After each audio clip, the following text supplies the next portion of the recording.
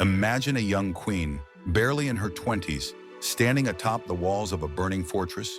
Her sword gleams in the flickering firelight, her eyes fixed on the advancing enemy. Behind her, terrified civilians huddle for safety. In front of her, thousands of disciplined British soldiers march, cannons roaring. And yet, she does not run. This is not a queen who bowed. This is not a queen who begged. This is Rani Lakshmibai of Jhansi, a woman whose courage became legend and whose death became a mystery. Today, we uncover the hidden, untold history of the Indian queen who fought the British Empire and almost changed history forever. Before she was Rani of Jhansi, she was Manikarnika, born in 1828 in the holy city of Varanasi. Her childhood was nothing like the life of a typical girl in 19th century India. Her father, Morapantambe, worked for the court of the Peshwa, and he raised her not as a delicate princess, but as a warrior. She learned horse riding before she could write her name. She practiced sword fighting alongside boys twice her size.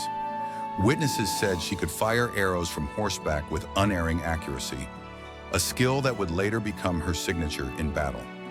At just 14, she married the Maharaja of Jhansi, Gangadhar Rao.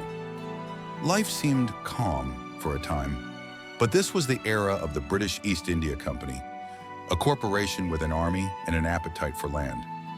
When her husband died without a biological son in 1853, the British invoked the doctrine of lapse, a policy that allowed them to annex any kingdom without a direct male heir.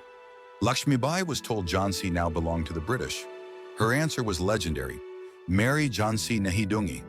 I will not give up my Jhansi." Then came 1857, the year of the Great Indian Rebellion, what the British called the Sepoy Mutiny.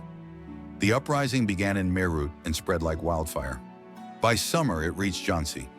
Rani Lakshmibai was accused by the British of aiding rebels and massacres. She denied it, but she knew her time for diplomacy was over. The queen began secretly training her army, men and women alike, in guerrilla tactics. Blacksmiths worked day and night forging swords, bullets, and cannons. Every street of Jhansi became a military camp. In March 1858, British forces under Sir Hugh Rose surrounded Jhansi. For 2 weeks, cannons pounded the city walls. But Rani Lakshmibai refused to surrender. Eyewitnesses described her riding along the ramparts, shouting orders, clad in a red sari tied in the style of a warrior, 2 swords in hand. Beside her, her adopted son, Damodar Rao, clung to her horse as she cut through enemy lines. When the walls finally fell, she did the unthinkable. She escaped. Under the cover of darkness, she rode out with a small band of warriors, traveling nearly 100 miles in just 24 hours to join rebel forces in Kalpi. By June 1858, she was in Gwalior, rallying forces for a final stand against the British. Her leadership inspired thousands. Even hardened male generals followed her into battle. On June 18th, during the Battle of Kota Kisarai, she fought fiercely. Witnesses said she personally cut down several British soldiers before being gravely wounded. Here, history blurs into legend. Some say she died on the battlefield, cremated quickly so the British could not take her body. Others whisper she survived, living in disguise for decades. News of her bravery spread across India, and even in Britain, newspapers called her the bravest and best of the rebels. To the British, she was a dangerous enemy. To India, she became a symbol, not just of resistance, but of women's strength and defiance against impossible odds.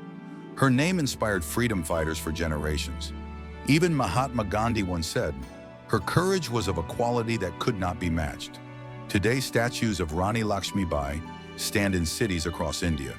School children still learn of the queen who fought to the last breath. And perhaps that is her greatest victory, that 165 years later, we still remember her not as a victim of empire, but as a warrior who refused to kneel. History is not written by those who stay silent, but by those who stand when it matters most.